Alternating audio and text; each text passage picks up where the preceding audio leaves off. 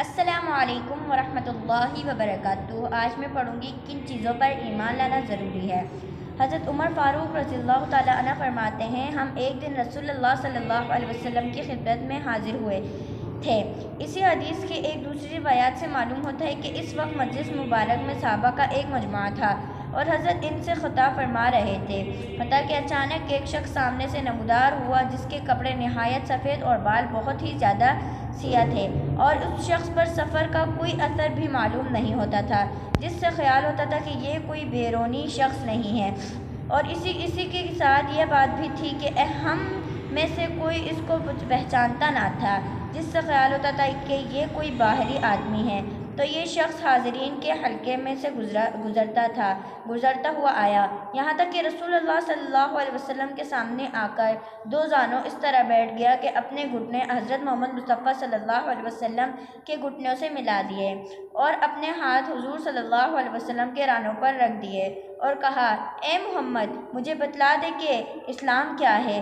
آپ صلی اللہ علیہ وسلم نے فرمایا، اسلام یہ ہے، یعنی اس کے ارکان یہ ہیں کہ دل و زبان سے تم یہ شہادت ادا کرو کہ اللہ کے سوا کوئی الہ، کوئی ذات عبادت و بندگی کے لائق نہیں، اور محمد اس کے رسول ہیں، اور نماز قائم کرو اور زکوٰۃ ادا کرو اور ماہ رمضان کے روزے رکھو، اور اگر حج بیت اللہ کے تم استطاعت رکھتے ہو تو حج کرو۔ اس سائل نے آپ صلی اللہ علیہ وسلم کا یہ جواب سن کر کہا، آپ نے سچ کہا۔ حضرت عمر رضی اللہ تعالیٰ عنہ کہتے ہیں کہ ہم کو اس پر تعجب ہوا کہ یہ شخص پوچھتا بھی ہے اور پھر خود تصدیق بھی کرتا جاتا ہے۔ اس کے بعد اس شخص نے عرض کیا، اب مجھے بتلا دے کہ ایمان کیا ہے۔ آپ صلی اللہ علیہ وسلم نے فرمایا، ایمان یہ ہے کہ تم اللہ کو اور اس کے فرشتوں اور اس کی کتابوں اور اس کے رسولوں اور یوم آخرت یعنی روز قیامت کو حق جانو اور حق مانو، اور ہر خیر و شر کی تقدیر کو بھی حق جانو اور حق مانو۔ یہ سن کر بھی اس نے کہا، آپ صلی اللہ علیہ وسلم نے سچ کہا۔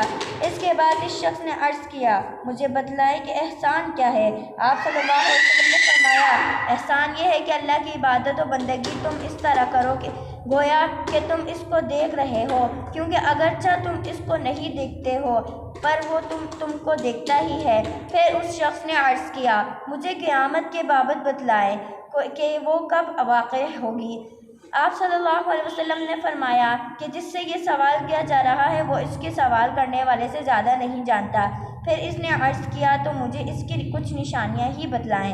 آپ صلی اللہ علیہ وسلم نے فرمایا، اس کی ایک نشانی تو یہ ہے کہ لونڈی اپنے مالکہ اور آقا کو جانے گی، اور دوسری نشانی یہ ہے کہ تم دیکھو گے کہ جن کے پاؤں میں جوتا اور تن کپڑا نہیں ہے اور جو تہی دست اور بکریاں چرانے والے ہیں، وہ بڑی بڑی عمارتیں بنانے لگیں گے اور اس میں ایک دوسرے پر بازی لے جانے کی کوشش کریں گے۔ حضرت عمر رضی اللہ تعالیٰ عنہ کہتے ہیں کہ یہ باتیں کر کے یہ شخص چلا گیا۔ پھر کچھ عرصہ گزر گیا تو حضور صلی اللہ علیہ وسلم نے مجھ سے فرمایا، اے عمر، کیا تمہیں پتہ ہے کہ وہ سوال کرنے والا شخص کون تھا؟ میں نے عرض کیا، اللہ اور اس کا رسول اللہ صلی اللہ علیہ وسلم ہی زیادہ جاننے والے ہیں۔